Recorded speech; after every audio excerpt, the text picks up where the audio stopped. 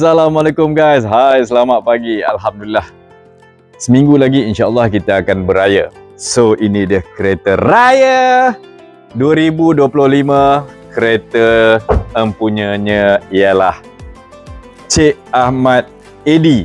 Okay, Cik Ahmad Edi bersama dengan isterinya Puan Salwa memilih kereta Pro 2 Arus sebab rebate ada RM2,500 rebate raya tahun 2025. Ini dia Pro 2 Arus Advance. Kereta memang dah siap, apa lagi nak, warna silver. Saya ada ready stock. Merah, hitam, apa lagi satu? Mana putih. 3 stok pada saya. So, kalau nak seminggu nak raya ni, nak masuk order masih boleh lagi . So, insya-Allah kita cuba dapat yang terbaik untuk customer. Kereta dah siap fully. Kita nak bagi apa lagi? Dapat rebate RM2,500 dan lepas tu dapat lagi komisen saya milik anda. Nanti kita tanya pada customer, senang tak berurusan dengan Azmi?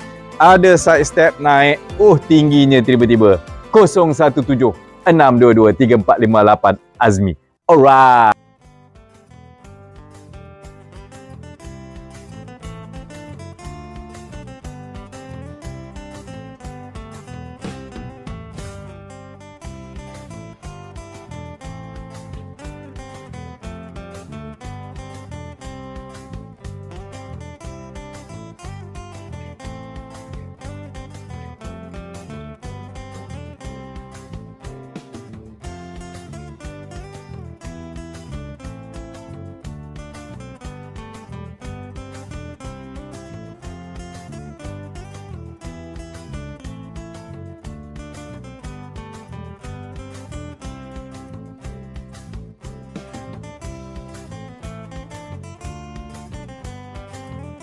Ni kita nak serahkan kereta kepada Cik Edi.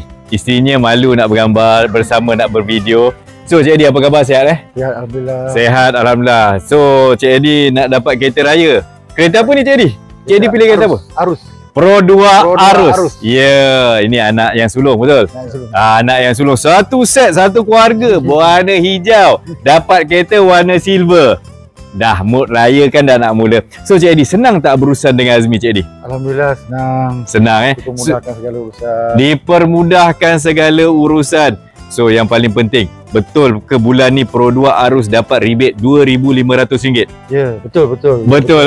So yang paling penting, dapat tak rebate tu? Dapat. Dapat tak komisen saya milik anda? Alhamdulillah. Dapat juga, Alhamdulillah. So kita serahkan kunci kereta raya 2025 kepada sekeluarga Cik Muhammad Edi. Alright. Tahniah Cik Edi Terima kasih. Enjoy the new ride. Alright. Ini sama-sama kawan sebenarnya. Support je ada. Komisen saya milik anda 017-622-3458 Azmi. Alright.